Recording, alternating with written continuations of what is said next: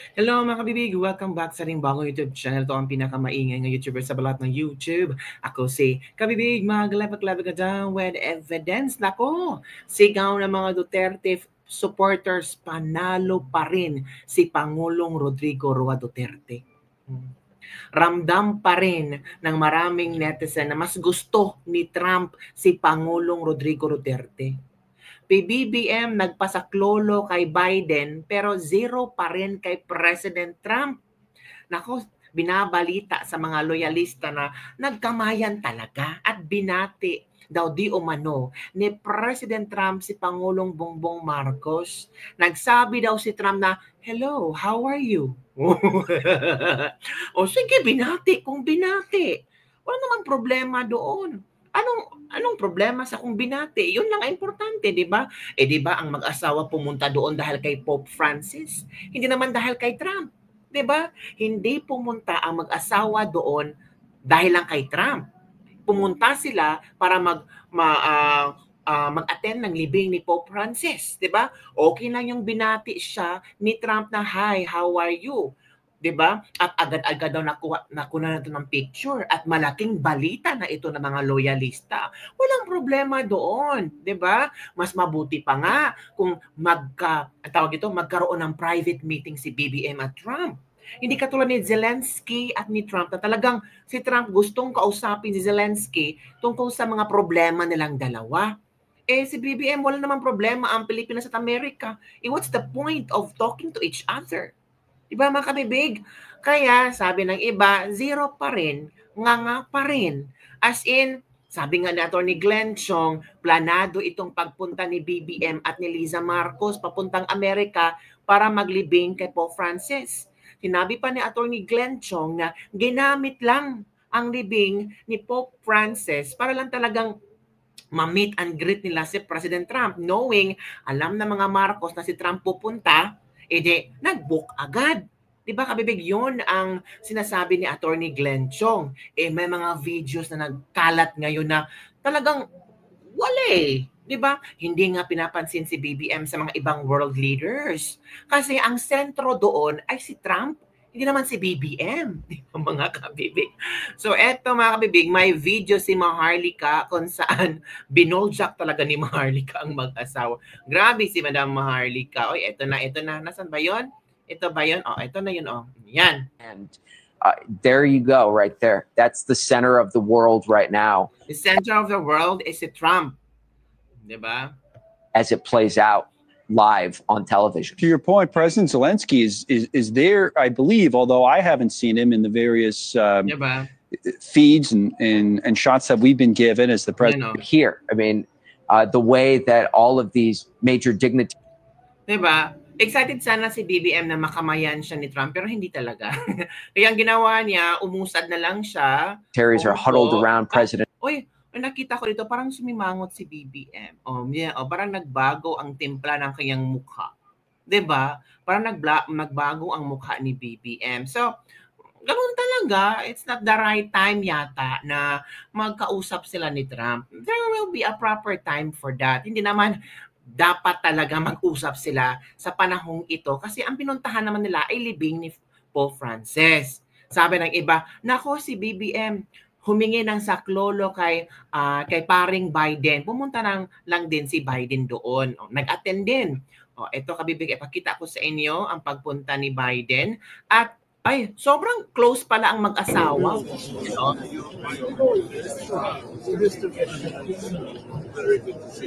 Diba kung ganito si Trump kay BBM, wala nang problema. Pero iba yung pagdating ni Trump na pwedeng ganituhin niya si BBM pero hindi Iba. Mr. President, who are you? You look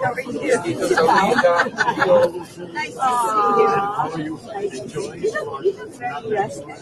Thank you. How long did it take? 8 hours.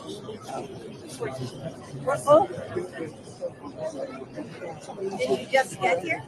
We got here yesterday.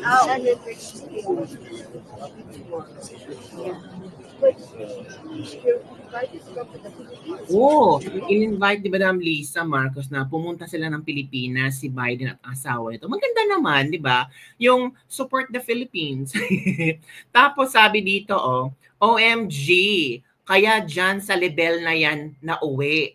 At yung isa naman, hindi man lang hinihintay na ipakilala siya. At bida-bida talaga. Walay ka finesse-finesse. Subaybayan natin ang mga susunod na KKK Live para sa nagdagang impormasyon.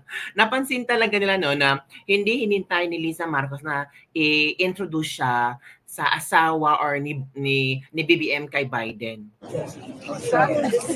We're like fooling around. We show up.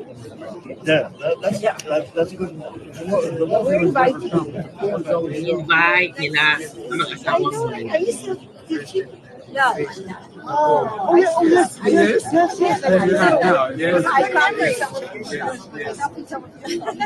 Colonel Taki is a close friend. He worked with me for 1 year. Colonel Taki is from Philippines.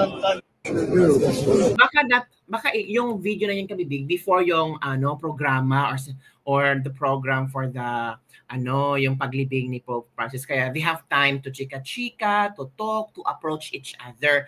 I think si Trump yata ang parang panghuling dumating. And yun, ang nangyari mga kabibig, may mga photos naman din na pinopost ngayon na kung saan kinausap daw talaga si ni Biden si Pangulong Duterte. At yun ang ipinagmamalaki ng mga loyalista. Wala namang problema doon. Sabi ng iba, bakit kung kinausap siya, nagbago na ba ang ekonomiya ng Pilipinas?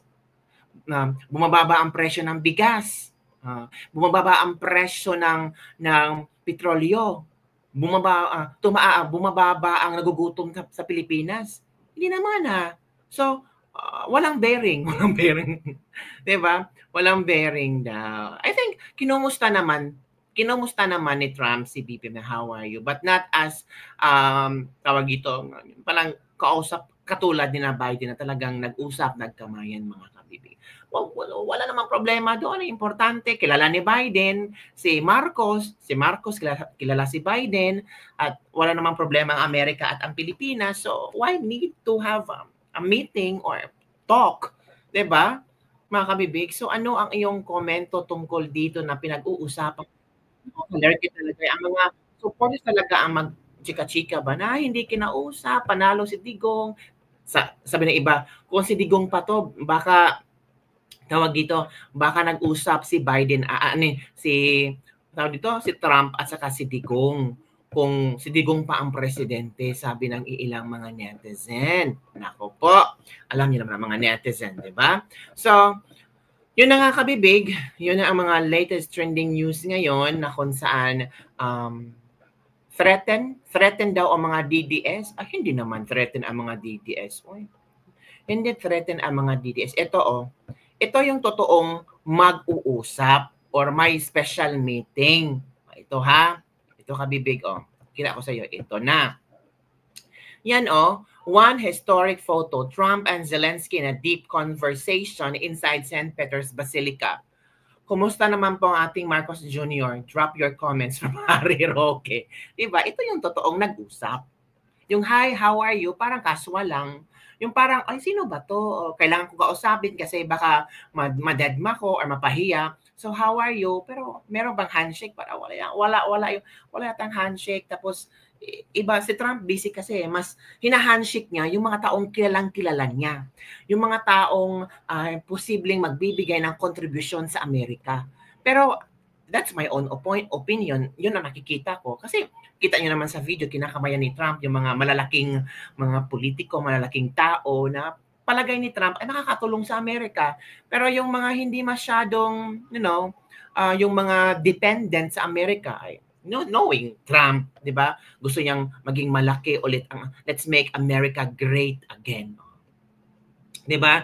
Sabi ng mga netizen, nagpapapansin lang kay Trump si Jr. Kaya yan ang rason bakit pumunta siya sa Rome. Hindi nga niya maka-attend sa ating fallen soldiers na pumanaw. Sabi ng isang netizen, napapansin lang, pumunta nga dyan sa Roma, pera ng bayan, pero itong mga soldier na pumanaw, hindi man lang nakabisita. Ito pa. Gusto daw makipag-usap si BBM kay Trump basta kasama daw niya si Tory at Auntie Claire.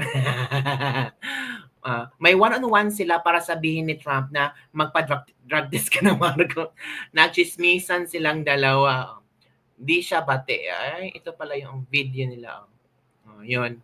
Let's move on. Di naman ngumiti si Trump. Di man lang ngumiti si Trump sa kanya. Sabi ng mga netizen. Alam niyo naman mga netizen, madami din silang mga komento.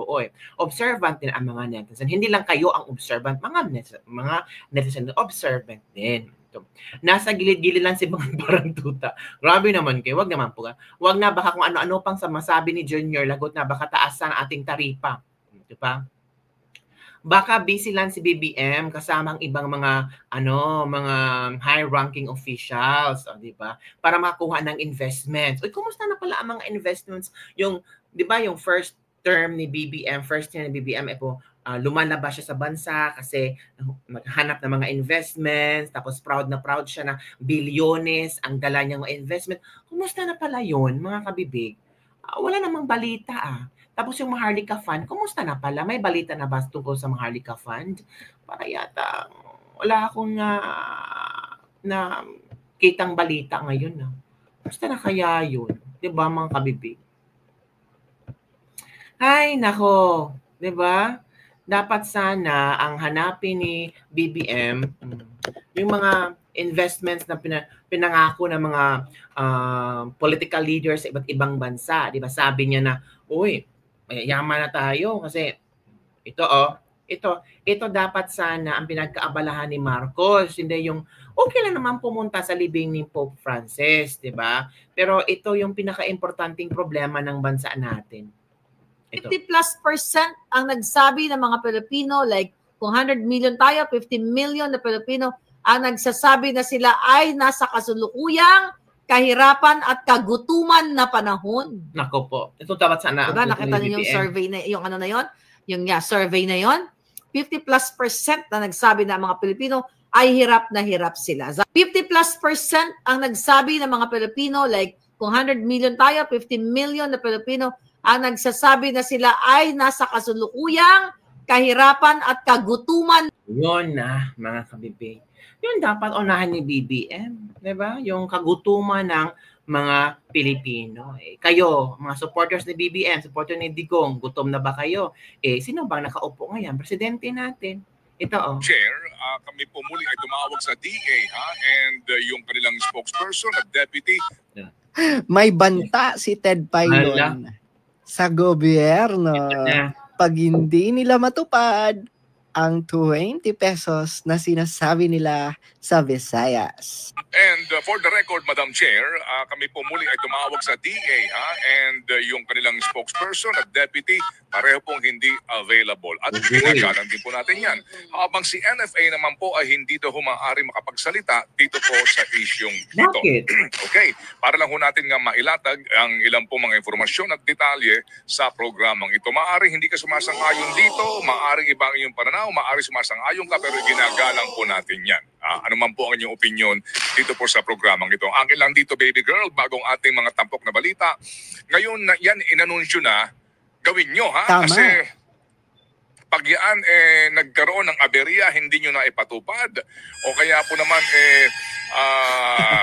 sa bandang dulo po, kapusin kayo sa subsidiya, sa pera. Tama. Baka sa halip po na makatulong, mag-backfire ito lalo. Kung ang adikain po ninyo ay hindi maitatanggi, cosmetics, no? Pagpaganda po naman din sa imahe at trust and approval ratings po ng ating presidente. Hindi natin maaaring isang tabi yung isyong yan kasi nga din yung timing. Pero at the end of the day, sabi ko nga kanina, girl, opo, kung yan po ay makakatulong talaga sa mga mas maraming Pilipinong pamilya naghihirap, so be it and better. Kaysa kung naman dito po sa mga ayudang ibinibigay nila sa mga akap na iyan, Tama. na hindi natin maintindihan kung sino-sino pong tumatanggap niyan. Tama. Alright, so please do think about it. Kaya talagang abangan natin yan, no, sa Visayas. Kung masusustain ba yan? At baka hanggang election lang yan. Diba? Kasi sa totoo lang mga Lods, no, wais na kasi ang mga Pilipino eh. Diba? Kumbaga, nadala na tayo. Correct. Diba? Nadala na tayo. And sabi ni Ted Filon, dapat talagang isagawa nyo yan kasi sinabi nyo na eh. At least mga Lords, no, may mga broadcaster tayo katulad nila Ted Filon, di ba, na tinutulungan tayo mag-call out sa mga mali at hindi kaaya-ayang ginagawa ng gobyerno. Correct. That's true. So tama naman sinabi ni Mr. L. Talker. At least meron tayong mga kaibigan sa media na kino-call out din, 'di ba? Ang mga hindi magandang nangyari sa gobyerno ngayon. Yun lang kami bigyan ating Libak-Libak for today. Don't forget to like, subscribe, and share this video. Bye everyone. See you next time.